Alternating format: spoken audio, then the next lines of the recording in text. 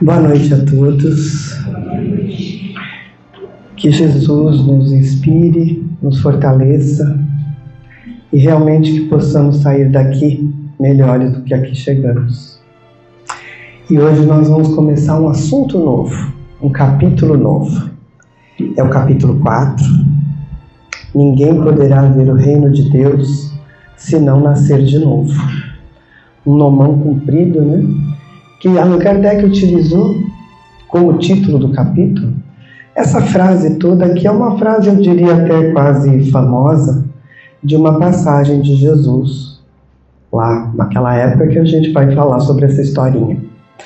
Mas antes de falar da historinha, eu queria dizer que eu acho importante, esse é o capítulo 4, como eu disse, e nesse capítulo 4 a gente de certa forma encerra a introdução do Evangelho segundo o Espiritismo, que traz as bases da doutrina, os princípios da doutrina nesses seus primeiros 4 capítulos.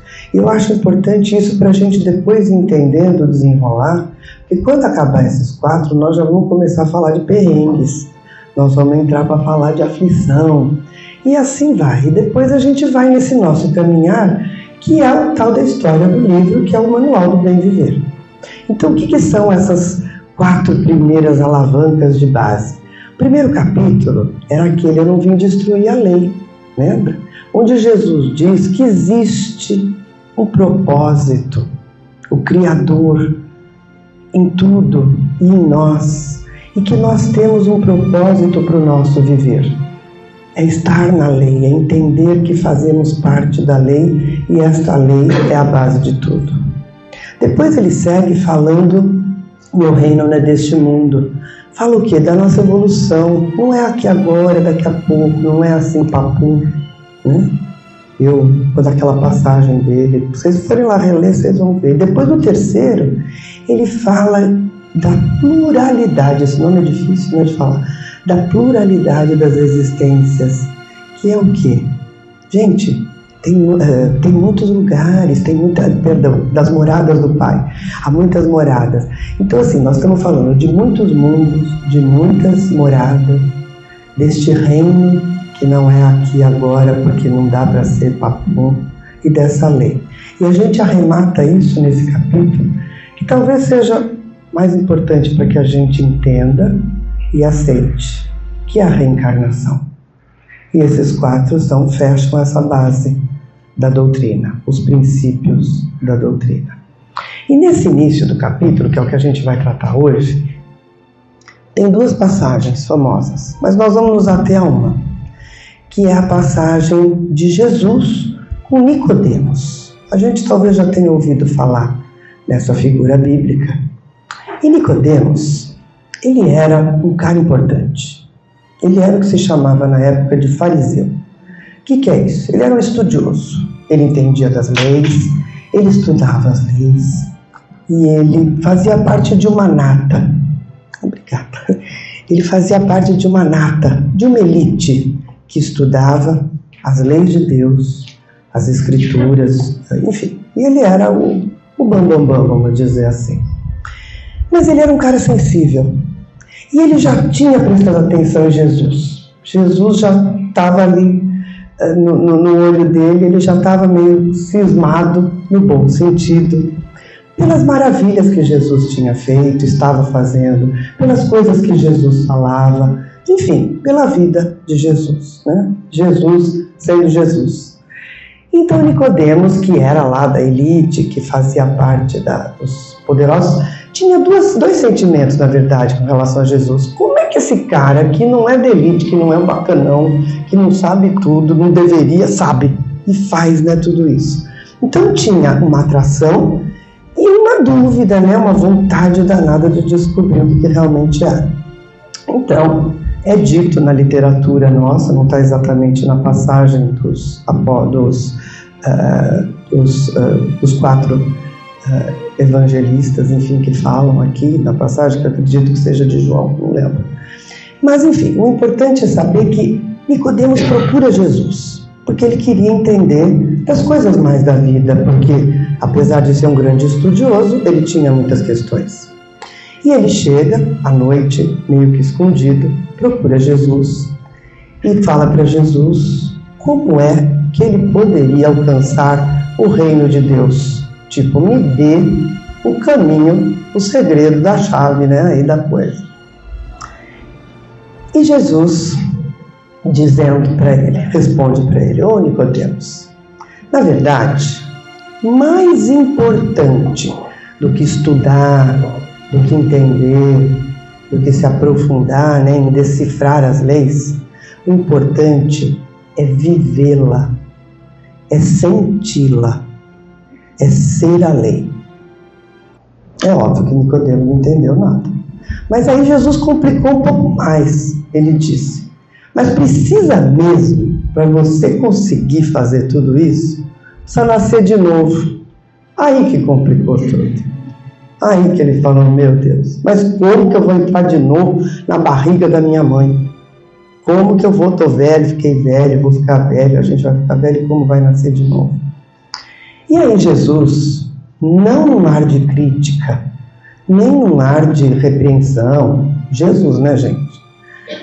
Diz para Nicodemos: mas Nicodemos, se você não está entendendo as coisas da terra, como eu vou conseguir te explicar as coisas celestiais?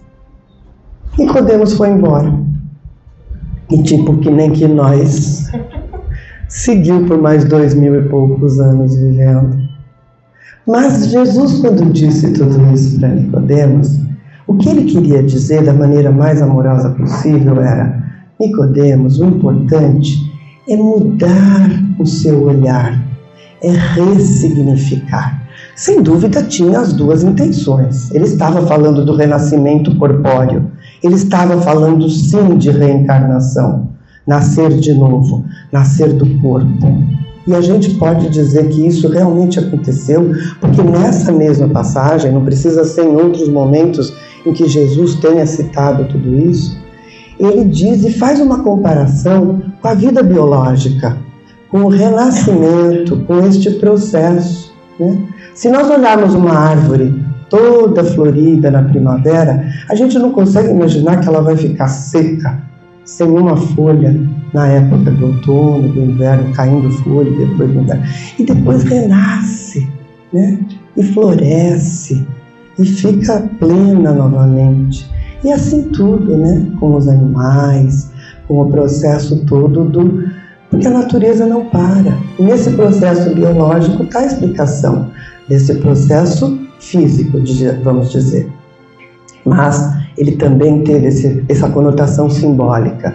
E quando ele dizia, né, precisa mudar o teu olhar, precisa ressignificar, nada mais era do que tentar dizer: se nós não mudarmos a nossa visão, se nós não ampliarmos a nossa visão, nós não conseguimos entender como age a justiça divina.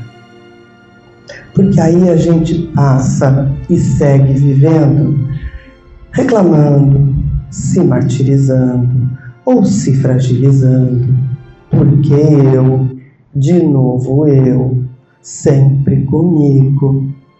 Porque entender a justiça divina é entender que Deus age por amor. E aí fica um contrassenso, né? Porque fala assim: poxa, mas aonde está o amor em tudo que eu, fulano, ciclano, todos nós estamos passando? É o ampliar o olhar, é mudar e ressignificar esta forma de viver. E entender que estamos aqui para evoluir, certo? Mesmo se a gente não pensasse em muitas vidas, a gente ia ter que entender que não dá. A gente muda muito pouco durante uma vida, gente. A gente repete muito.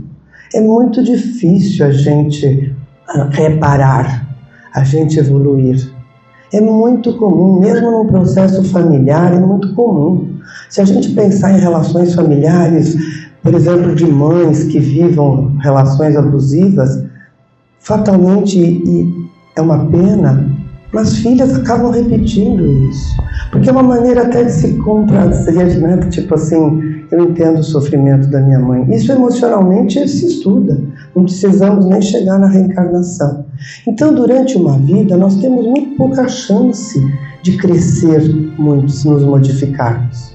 Sem contar que, se nós estamos falando em Deus, Pai Criador, Pai amoroso, que pai que quer ver um filho diferente do outro, ou dar merecimento para um e para outro não?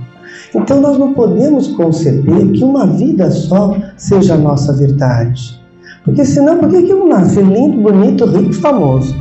E o outro, coitado, cheio de problema, feio, estrupiado, atrapalhado, e não tem mais chance de nada? Não, vamos ampliar o nosso olhar. Não há privilégios na criação. A gente simplesmente troca de posições. E trocamos de posição pelas nossas necessidades, pelos caminhos que vamos trilhando. Cabe a nós entendermos que o sofrimento, ele nos chega como um sinal de alerta. A gente sempre ensina aqui, que não é para perguntar por que isso, para que isso.